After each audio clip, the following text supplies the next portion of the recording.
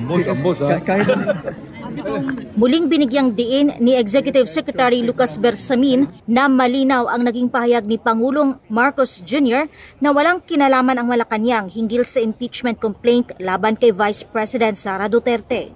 Sa isang ambush interview nitong Martes, sinabi ng opisyal na hindi susuportahan ng presidente ang impeachment case at hindi rin anya nila hinihikayat na gawin ito.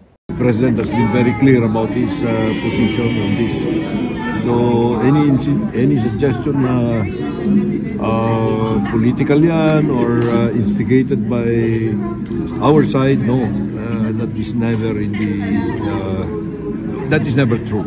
Ipinunto ng Executive Secretary na distracting lamang ito, lalo't marami raw pangangailangan na gawin na importante sa bayan. Una nang ipinahayag ni Marcos Jr. na pagsasayang lang ng oras kung isusulong pa ang impeachment complaint laban sa pangalawang Pangulo. Nitong Lunes ng hapon, tuluyan ng sinampahan ng impeachment complaint sa Kamara si Vice President Duterte na inendorso naman ng Akbayan Party List. Pero para sa political analyst na si Dr. Froilan Calilong, tila naghugas kamay ang Pangulo sa naging pahayag nito na wag nang pag-aksayahan ng panahon ang isang impeachment laban sa Vice Presidente. Ani Calilong, parang nais lang ipakita ni Marcos Jr. na hindi siya responsable o guilty sa akbang na ito. Subalit maliwanag naman daw na mayorya ng mababang kapulungan ay kontrolado ng Pangulo. Parang Pontius Pilate, no, is washing his hands of the guilt. Itong pagpa-file naman to ng Akbayan, ito hindi ko na, kumbaga parang inaasahan ko to dahil nga unang-una, medyo yung mga makakaliwang, mga miyembro ng ating Kongreso, they really saw this as an opportunity to get back at Duterte, particularly at the former president. They will really try to get something out of it.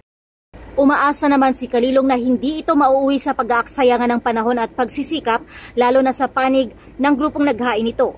Kasabay nito, umaasa rin siya na meron talagang pinaghuhugutan ng matibay na ebidensya ang impeachment na ito. Dahil kung wala, maaaring masira lang ang kredibilidad ng Akbayan bilang isang pwersang pampolitika.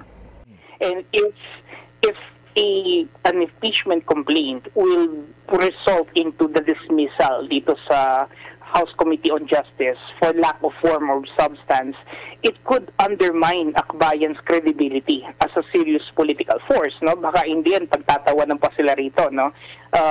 Yung mga kritiko, they might accuse the group of rushing the complaint without sufficient evidence or legal grounding, We need to understand that an impeachment complaint can only be filed once. Sa kabilang banda, magsisilbi namang oportunidad ito kay VP Sara na isiwalat ang lahat ng nalalaman niya at patunayan na mali ang mga paratang sa kanya ng mga detractor. Ambos, ha? Yes, kahit short statement lang po doon sa naging development sa Congress about the impeachment against VP Sara. Impeachment, the statement of the President is unambiguous na wala kaming kinalaman dyan, and we are not going to encourage that. The President has been very clear about his position on this.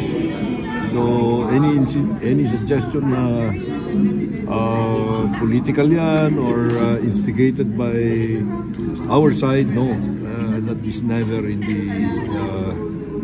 is never true. Last week, yes, nag-isa ng statement si Pangulo na kung pare sana, wag na lang umusad sana. Pero how does it feel para kay Presidente at ng Palas ngayong nagkaroon na ng complaint? Right now, mahirap kaming mag-comment dyan. But alam mo, what the House of Representatives is saying is we'll let the process flow.